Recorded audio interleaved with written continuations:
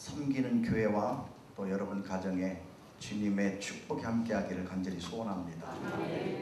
이 시간 함께 은혜를 나누고자 하는 말씀의 제목은 미래를 바라보라, 이런 말씀으로 함께 은혜를 나누고자 합니다. 언제부턴가 한국 교회가 힘을 잃고 있다고 하는 이야기들이 교회 안이 아닌 밖에서부터 들려오기 시작했습니다.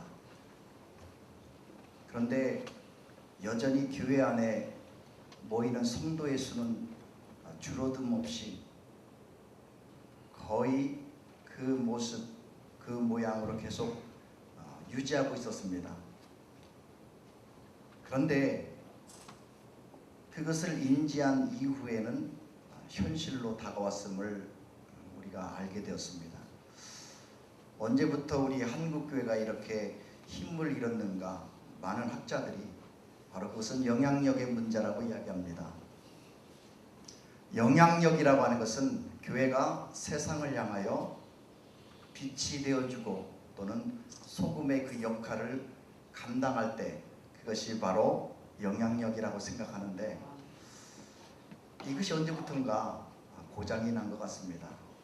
교회가 너무 그동안 자만했고 또 저 같은 이 목회자들이 더 열심을 내지 않아서 이런 일이 일어나지 않았는가, 여러 평신도들한테도 정말 죄송한 마음이고요.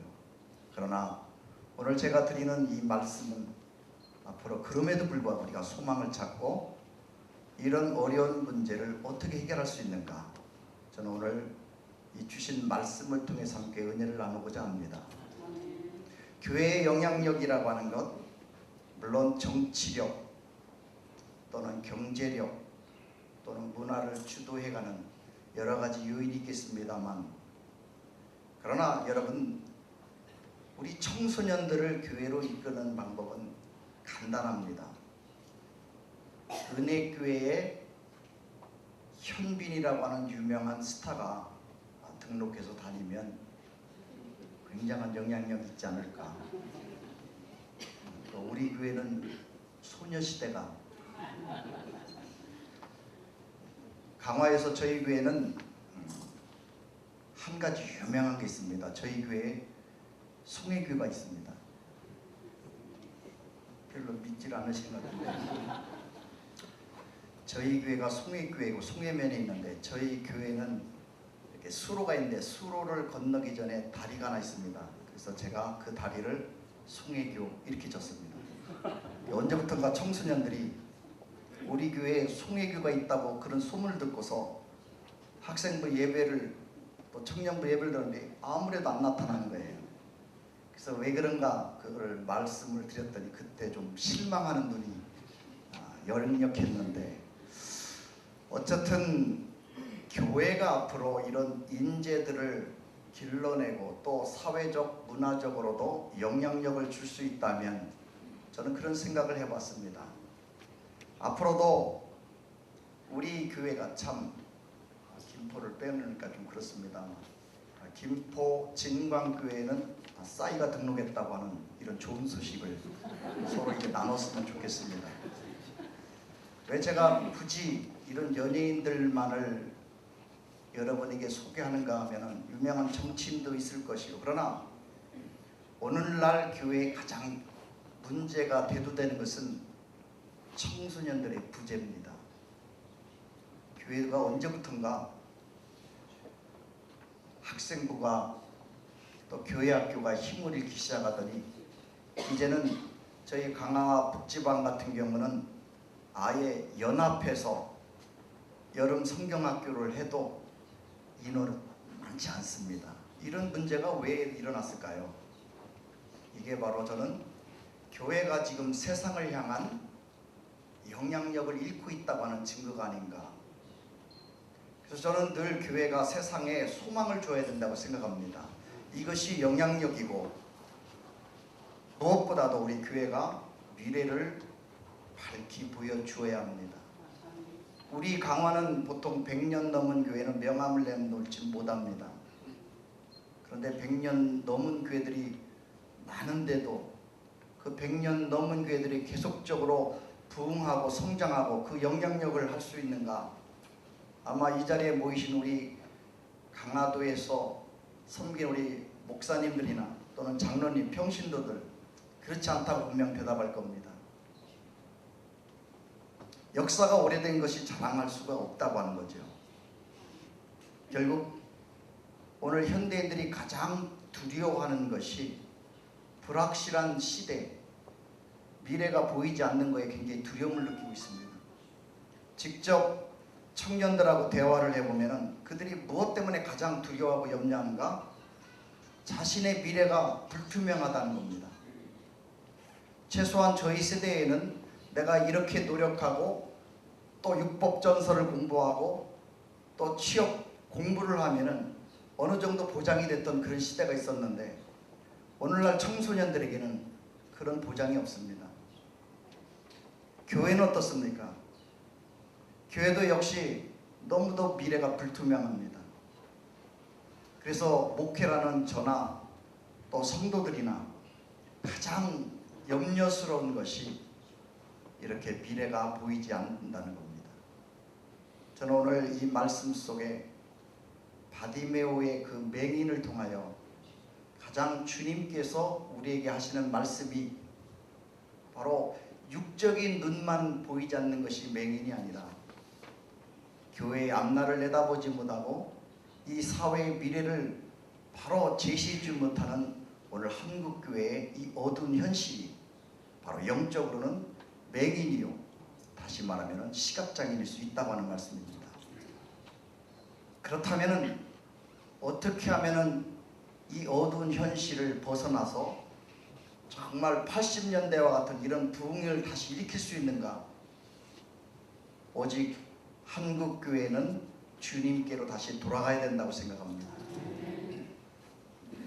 오늘 단순히 예수님께서 2000년 전에 어느 시각장애인의 그 불쌍함을 보시고 오늘 마가복음 우리에게 주신 이 말씀이 단순히 치유의 말씀이었다고 한다면 그 당시에 맹인이 바디메오 뿐이었겠습니까? 또 단순히 그런 이적을 일으키시기 위해서 이 말씀을 주셨다고 한다면 주님은 분명히 이런 말씀을 하지 않았을 겁니다. 마태복음 9장 47절에 만일 내 눈이 너를 범죄하게 하든 빼버리라. 시각장애인을 치료하시기 위한 목적이었다면 이 말씀이 이런 말씀은 하지 않으셨을 겁니다.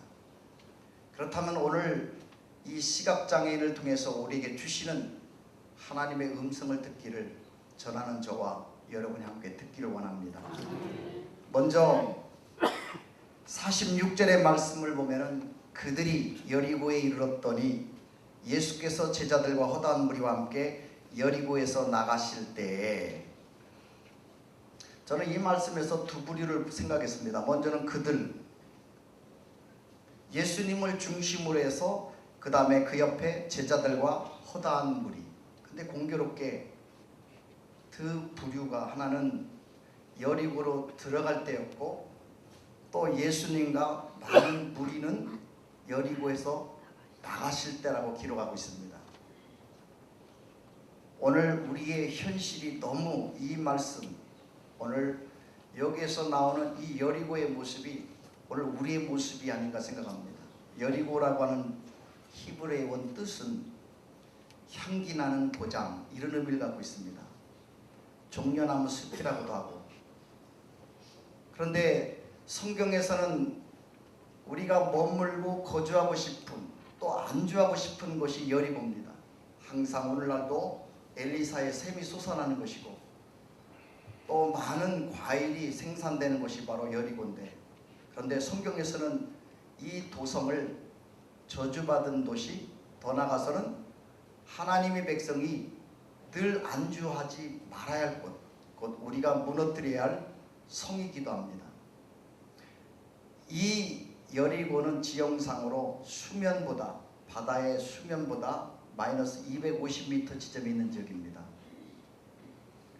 요단강에서 흘러오는 물이 바다의 수면 깊이 250m에서 나오는 샘과 결합해서 거기서 정말 엘리사의 샘이 곡식을 낼 수 없는, 열매가 어느 정도 자라다가 결실하지 못하는 이런 지형으로도 유명합니다. 그런데 엘리사는 바로 이 인물을 고쳐준 이야기로 여러분 열왕기하의 말씀을 잘 이해하실 겁니다. 그러면 이 여리고는 어떤 성인가?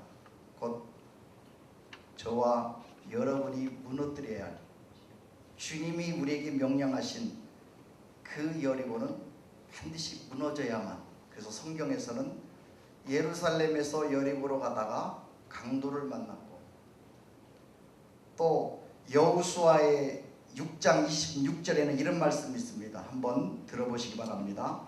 여호수아가 그때 맹세하여 이르되 누구든지 일어나서 이 여리고 성을 건축하는 자는 여호와 앞에서 저주를 받을 것이라. 그 기초를 쌓을 때 그의 맏아들을 잃을 것이요 그 문을 세울 때 그의 막내 아들을 잃으리라 하였더라. 이 말씀의 의미는 바로 여리고라고 하는 것은 잠시 머무는 곳이지 우리가 안주해야 할 이런 교회의 모습, 또 복된 곳은 아니리라 생각합니다. 그렇다면 오늘 이 지형을 통해서 이 세상이 바로 여리고라 한다면 우리가 무너뜨려야 할 것이 무엇인가? 이럴 때 바로 오늘 주님께서는 바디메오를 통해서 여러분과 저에게 은혜를 주셨는데, 이 바디메오라고 하는 이 맹인은 저는 이 말씀을 묵상하면서 저의 모습을 발견했습니다. 이 바디메오는 사실 이름이 아니라 히브리 원뜻으로 보면은 디메오의 아들, 즉 바라고 하는 것은 아들이란 뜻입니다. 그러니까 디메오라고 하는 분이 어느 날 아들을 낳았는데 너무 축제죠. 기쁘지요. 그런데 이 아이가 자라나면서 한 달이 되고 1년이 되고 2년이 되고 결국 시간이 지나도 눈을 뜨지 못하는 겁니다. 그럴 때 유대인의 속설에는 부모의 죄가 하나님께 저주받을 그런 어떤 죄가 있으면 그 아이는 장애인으로 나올 확률이 많다고 하는 이런 풍습이 있었기 때문에 이 아이를 조용히 버렸습니다. 다시 말하면 이 바디메오는 버려진 아들이에요. 성경에도 이 아이들을 이렇게 소개하고 있습니다. 디메오의 아들, 맹인, 거지. 거지라고 하는 것은 버려졌다고 하는 겁니다. 오늘 우리가 예수님이 없는 삶은 바로 이와 같은 모습이요, 정말 축복받아야 할 하나님의 자녀 아니겠습니까? 장자로서 이런 축복을 받아야 되는데 바로 이 아이는 참 안타깝게 버려졌다고 하는 겁니다. 그럴 때 이런 버려진 사람에게 구원의 소식이 들렸습니다. 47절입니다. 나사렛 예수시라는 말을 듣고 소리질러 이르되.